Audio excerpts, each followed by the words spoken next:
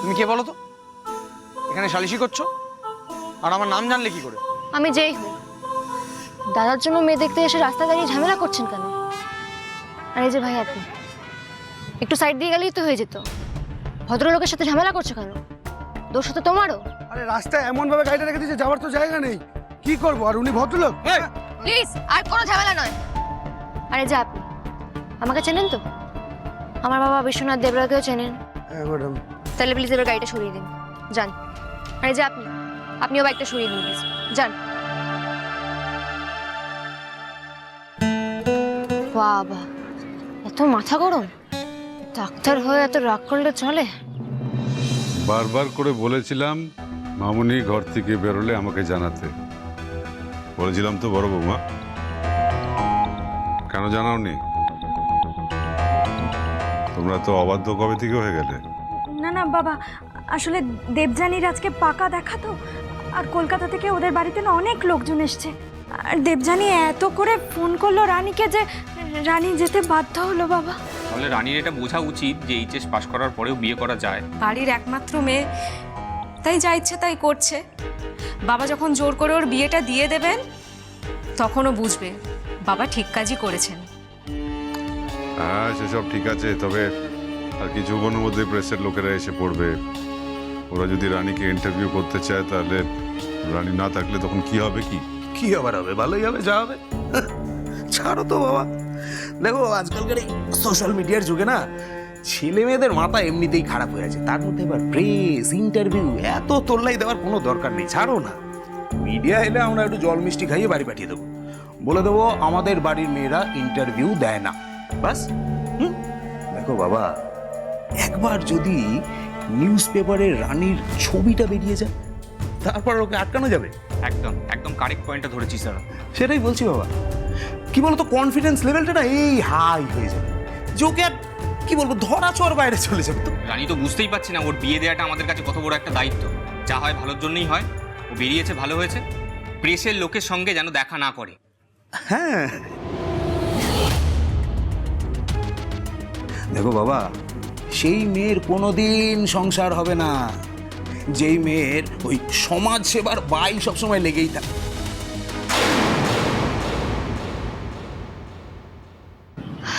আর এই যে আপনি শুনুন আমার সঙ্গে। কেন বলো তো? তোমার সঙ্গে কেন যাবো?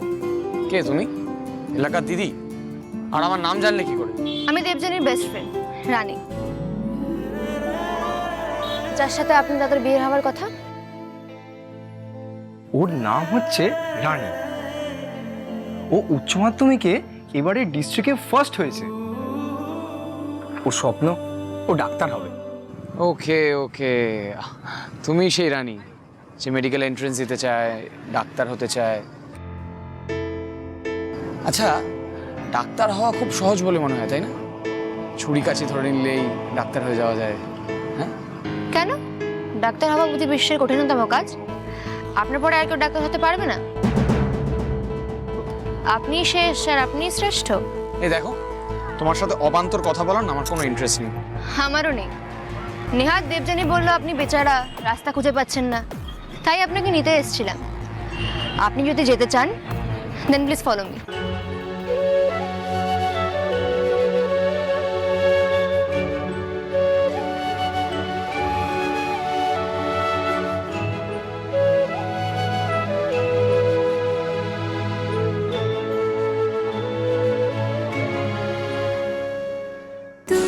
চোখে ভিড় করে থাক, খোলা স্বপ্ন রাহাত ছুঁয়ে থাক, ঘর পাক ভোলা যত্ন রায়, পৃথিবীর যত রং সব মাখবো মনে।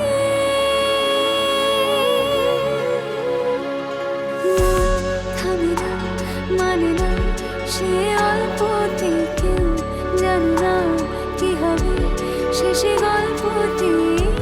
পৃথিবীর যত রং সব দেখবো ছুঁয়ে।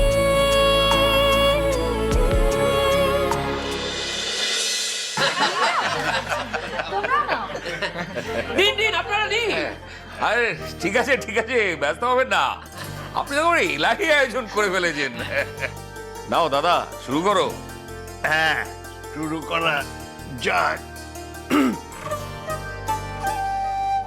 রাগ করে তাকিয়েছো কেন? ও একটা দুটো খেলে কিচ্ছু হবে না।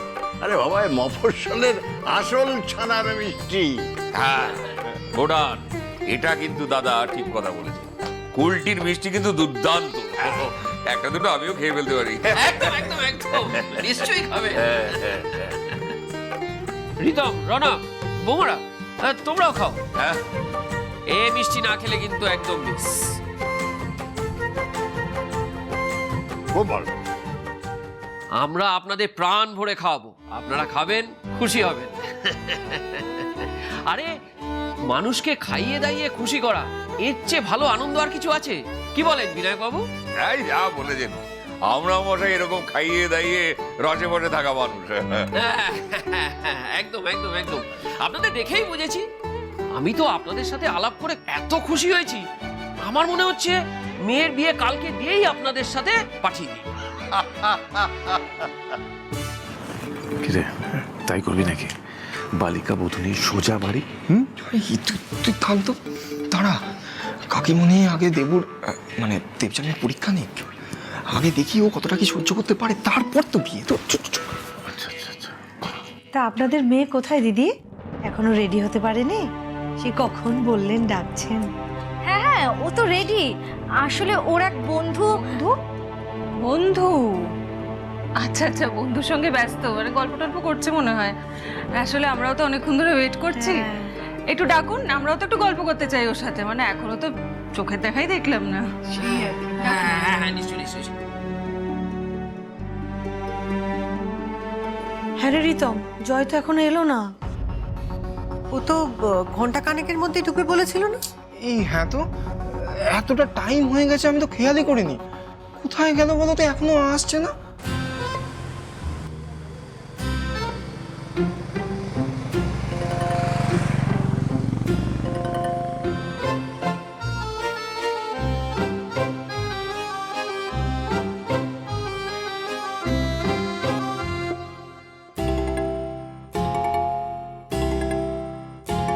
এই যে ডাক্তার বাবু, আগে আগে তো যাচ্ছেন। এটা কিন্তু কলকাতা না, কুলটি। একবার বাঁচিয়েছি, আর পারবো না। সরি, কাকে বাঁচালেন আপনি? ওই ড্রাইভারটাকে তো? ভাগ্যিস, নাহলে ওর কপালে দুঃখ ছিল।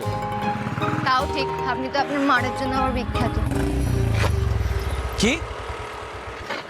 কিছু না, এই যে এগিয়ে এগিয়ে চলে যাচ্ছেন, এটাতে কোনো লাভ হবে না। সে তো আমার উপরেই ভরসা করতে হবে। So follow.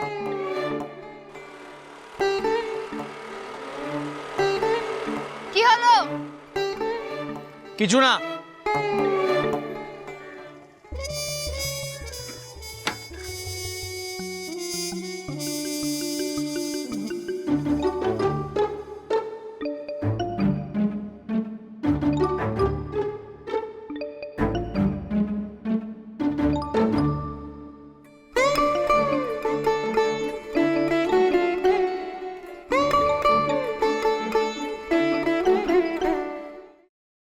আমার বাবার কি হলো?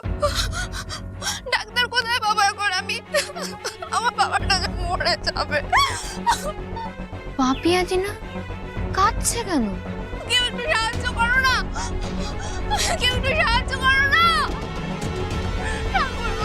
হ্যাঁ পাপিয়া দি, কাঁদছো কেন? রানী, আমার বাবাকে বাঁচা তুই। কি হয়েছে? রোদে কাজ করছিল, হঠাৎ পড়ে গেছে। কোনো কথা বলছে না, কিচ্ছু করছে না। আমি বুঝতে পারছি না কি করব। শান্ত হও, কিচ্ছু হবে না। কোথায় কাকু? মাঠের কাছে ওই চাতালটাই পড়ে রয়েছে। আমার বাবা মনে হয় না বাঁচবে। বাঁচবে বাঁচবে, কিচ্ছু হবে না। তুমি এসো আমার সঙ্গে, এসো। এক মিনিট। দুজয় বাবু, আপনাকে একটা অনুরোধ করব, একটু পাপিয়াদির বাবাকে দেখবেন প্লিজ। আপনার মতো বড় ডাক্তার তো দূর, এখানে চট করে ছোটখাটো ডাক্তারে পাওয়া যায় না। একটু যাবেন প্লিজ।